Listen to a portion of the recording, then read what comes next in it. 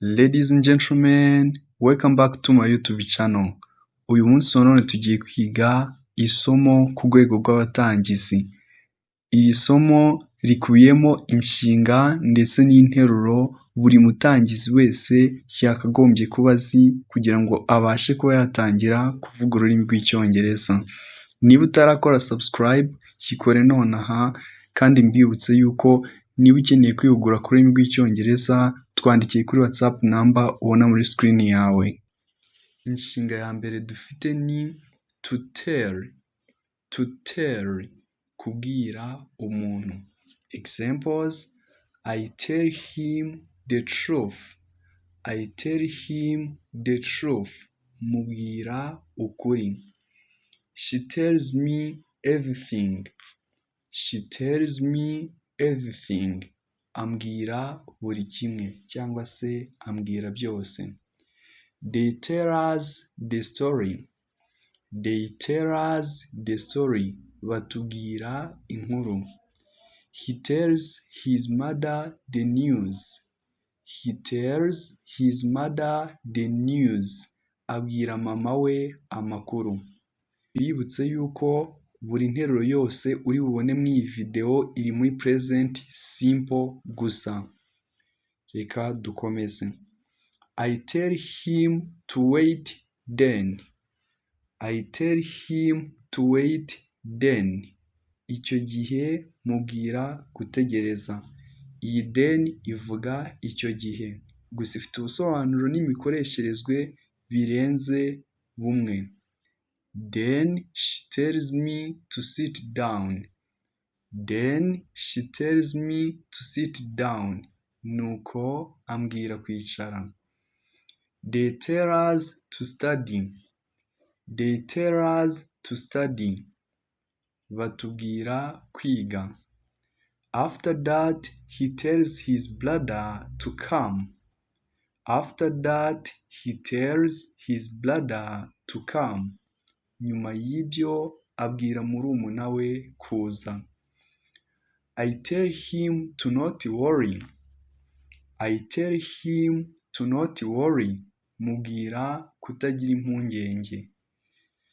She tells me that don't go. She tells me that don't go. Arambwira ati ntugende. She tells me that don't go.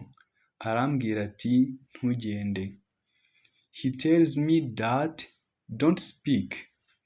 He tells us that don't speak. He tells us that don't speak.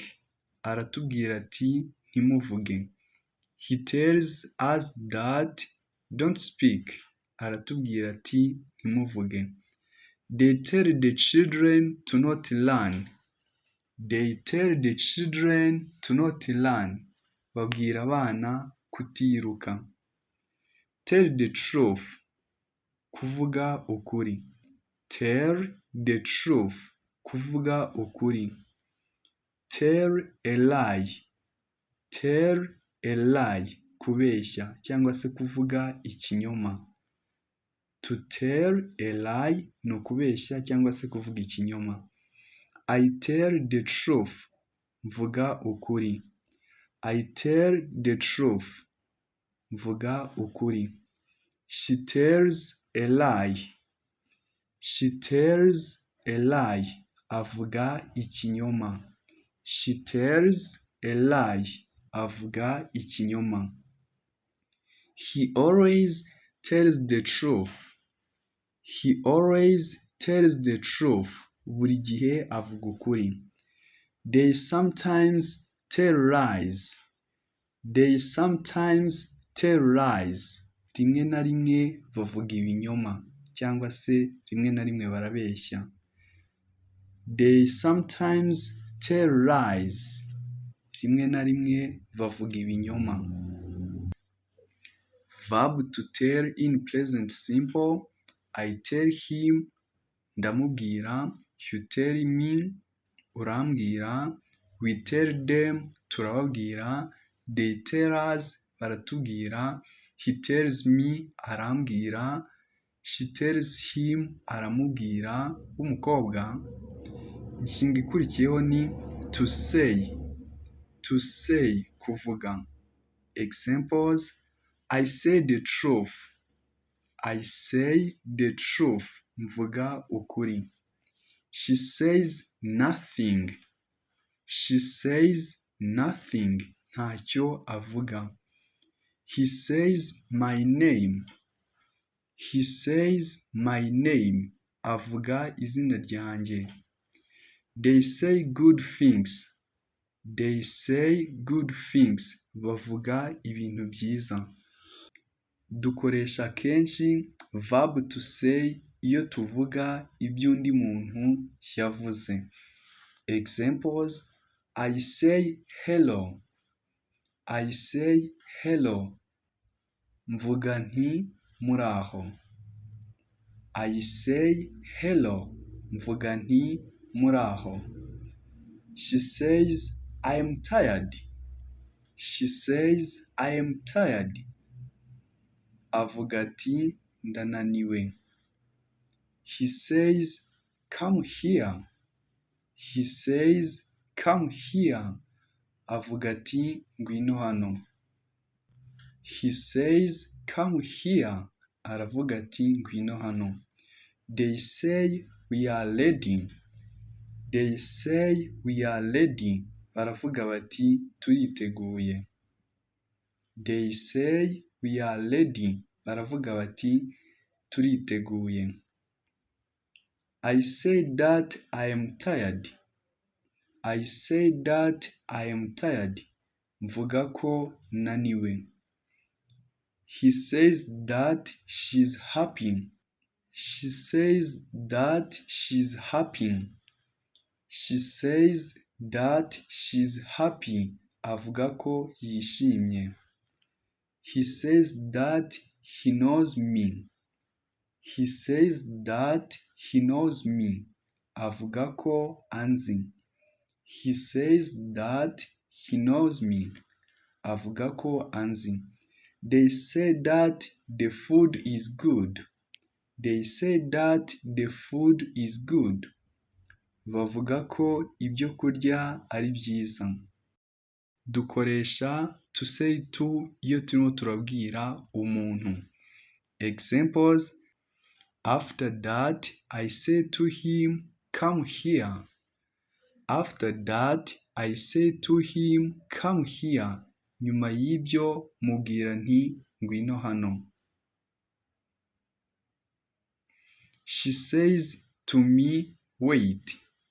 She says to me wait. Arambwira ati tegereza. He says to us be careful. He says to us be careful. Aratubwira ati mugire amakenga. To say verse to tell. To say ivuga kuvuga amagambo cyangwa se ibyo umuntu yavuze. Example: she says I am tired. Aravuga ati ndananiwe. To tell ivuga kubwira umuntu. Examples: she tells me that she's tired. She tells me that she's tired. Ambwira ko ananiwe. Dukurikizeho verb to understand. To understand, kumva ukanasobanukirwa. Bivuze kumva ikintu neza ukanagisobanukirwa. Examples: I understand you.